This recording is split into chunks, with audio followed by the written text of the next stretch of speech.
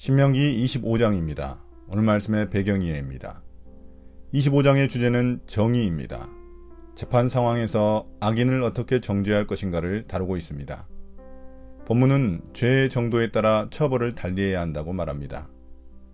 1절부터 16절까지가 내부적으로 위협받는 백성의 권리를 보호하는 정의에 대한 것이라면 17절부터 19절은 외부로부터 위협받는 국가의 생존을 보호하는 정의에 대한 것입니다.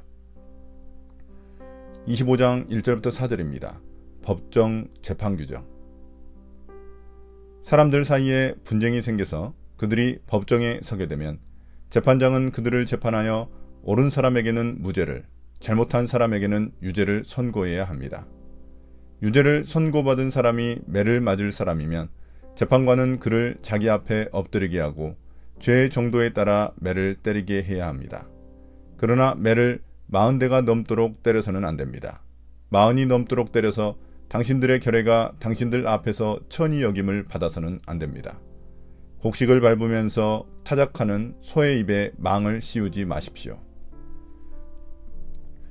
가나안 땅에 들어가 사람들 사이에 분쟁이 생기게 되면 법정에서 재판장은 올바른 판결을 해야만 합니다.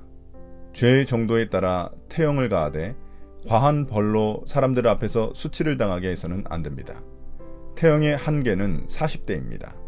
이보다 지나친 매질은 인간의 존엄성과 권리를 해칠 수 있습니다. 동물에 대한 법도 있습니다. 소나 나귀가 타작마당에 널린 곡식단을 발로 밟아 알곡과 껍질을 분리할 수 있습니다. 이때 짐승에게 망을 씌우는 것은 짐승이 일을 하다가 쉽게 목을 숙여서 곡식을 먹는 것을 방지하려는 것입니다. 이것은 동물을 학대하는 것입니다. 동물도 일을 한 만큼 보상을 해줘야 합니다.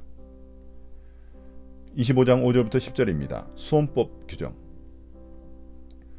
형제들이 함께 살다가 그 가운데 한 사람이 아들이 없이 죽었을 때 그 죽은 사람의 아내는 딴 집안의 남자와 결혼하지 못합니다. 남편의 형제 한 사람이 그 여자에게 가서 그 여자를 아내로 맞아 그의 남편의 형제된 의무를 다해야 합니다. 그래서 그 여자가 낳은 첫 아들은 죽은 형제의 이름을 이어받게 하여 이스라엘 가운데서 그 이름이 끊어지지 않게 해야 합니다. 그 남자가 자기 형제의 아내와 결혼하는 것을 기뻐하지 않을 경우에 홀로 남은 그 형제의 아내는 성문 위에 화관에 있는 장로들에게 가서 남편의 형제가 자기 형제의 이름을 이스라엘 가운데서 잊기를 바라지 않으며 남편의 형제의 의무도 나에게 하지 않고 있습니다 하고 호소해야 합니다. 그러면 그 성읍의 장로들이 그를 불러다가 권면하십시오. 그래도 듣지 않고 그 여자와 결혼할 마음이 없다고 하면 홀로 남은 그 형제의 아내가 장로들이 보는 앞에서 그에게 나아가서 그의 발에서 신을 벗기고 그의 얼굴에 침을 뱉으면서 말하기를 제 형제의 가문 세우기를 원하지 않는 사람은 이렇게 된다 하십시오. 그 다음부터는 이스라엘 가운데서 그의 이름이 신 벗긴 자의 집안이라고 불릴 것입니다. 이제 죽은 형제에 대한 의무 규정입니다. 계대 결혼, 수혼법이라고 부릅니다. 만일 어떤 남자가 아들이 없이 죽으면 그의 형제들이 형이나 동생의 아내를 맞이하여 죽은 형제의 가계를 잇게 됩니다. 그 여자가 낳은 첫 아들은 죽은 형제의 이름을 이어받아 유산을 이어가야 합니다. 이렇게 하는 이유 중 하나는 과부의 경제적 안정과 신체적 보호를 위해서입니다. 또한 죽은 형제의 후손이 사라지는 것을 막기 위해서입니다. 그러나 거절할 경우도 있을 수 있습니다. 죽은 형제의 재산이 자신에게 오지 않고 앞으로 낳을 자식에게 가는 것을 원치 않기 때문입니다. 이럴 때 거절당한 여자의 명예와 복지를 보호할 필요성이 있습니다. 계대 결혼을 거절할 경우 법적 처벌이 있기보다는 불명예 절차가 존재합니다. 남편의 형제가 결혼을 거절하면 여자는 장로들에게 이 일을 고소합니다. 그러면 장로들이 그를 불러 권면합니다. 그래도 그가 계속해서 결혼을 거절하면 공동체 앞에서 수치스러운 의식을 치르게 됩니다. 그 형제는 여자에게 신발을 벗기고 침뱉음을 당해 수치스러운 본을 보이게 됩니다. 신발을 벗긴 것은 그가 자기 책임을 버린 사실을 말해주고 침뱉음은 그가 받아야 할 마땅한 모욕을 말해줍니다. 그러면 앞으로 공동체 내에서 그는 신 벗긴 자의 집안이라는 모욕적인 별명으로 불리게 됩니다. 그의 후손에게도 부끄러운 낙인이 찍히게 되는 것입니다. 룻기에서도 나오미 남편의 친족으로서 책임을 벗기 위해 신발을 벗는 자가 등장합니다. 이는 기업이 이전되거나 양도되는 것을 나타냅니다. 남자가 죽은 형제의 아내와 결혼을 거절함으로써 죽은 형제의 이름을 잇는 명예로운 특권을 박탈당한 것을 의미합니다. 25장 11절부터 12절입니다. 여성의 품위 규정. 두 남자가 싸울 때 한쪽 남자의 아내가 얻어맞는 남편을 도울 생각으로 가까이 가서 손을 내밀어 상대방의 음낭을 잡거든 당신들은 그 여인의 손을 자르십시오. 조금도 동정심을 가지지 마십시오. 품위 없는 여자에 대한 처벌 규정입니다. 문제의 발단은 두 이스라엘 사람 사이에 벌어진 싸움입니다. 만약 그때 얻어맞는 남편을 도울 생각으로 아내가 상대방 남자의 음낭을 잡으면 안 됩니다. 그럴 경우에는 그 여자의 손을 자를 수 있습니다. 남편을 구출하려는 의도가 잘못된 것은 아니지만 그녀가 사용한 방법이 잘못된 것입니다. 그 여자의 의도는 상대방 남자의 출산 능력을 손상시키려는 것이기 때문입니다. 여자의 품위 없는 행동에 대해 인간의 존엄성과 권리를 보존하려는 것입니다. 압달락과 연결해서 생각해보면 둘 다 후손을 가질 수 없는 일을 겪을 때 규정에 해당합니다. 25장 13절부터 16절입니다. 상거래 규정. 당신들은 주머니에 크고 작은 다른 저울추를 2개 가지고 있어서는 안 됩니다. 당신들의 집에 크고 작은 다른 되가 2개 있어서도 안 됩니다. 당신들은 바르고 확실한 저울추와 바르고 확실한 대를 사용하십시오. 그러면 주 당신들의 하나님이 주시는 땅에서 당신들이 오래 살 것입니다. 틀리는 추와 되를 가지고 속임수를 쓰는 사람은 누구든지 주 당신들의 하나님이 싫어하십니다.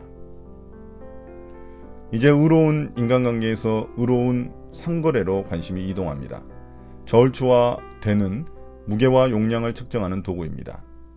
압달락과의 연관성은 단지 추나 되의 모양과 수가 남자의 성기와 관련이 있다는 점입니다.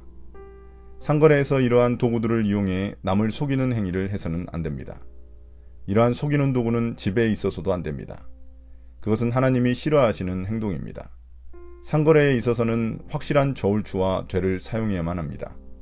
상거래에서 통일된 기준을 사용하는 것은 거래의 신뢰성을 확보하는 일입니다. 결국 이는 사회적으로 정직한 공동체를 위해 필수적인 규정입니다. 이러한 공정한 상거래가 이루어질 때 이스라엘은 약속의 땅에서 오랫동안 살 수 있는 축복을 받습니다. 잠언 20장 23절에서도 한결같지 않은 추는 하나님이 미워하시며 속이는 저울은 좋지 못한 것임을 언급하고 있습니다. 25장 17절부터 19절입니다. 아말렉에 대한 규정. 당신들이 이집트에서 나오던 길에 아말렉 사람이 당신들에게 한 일을 기억하십시오.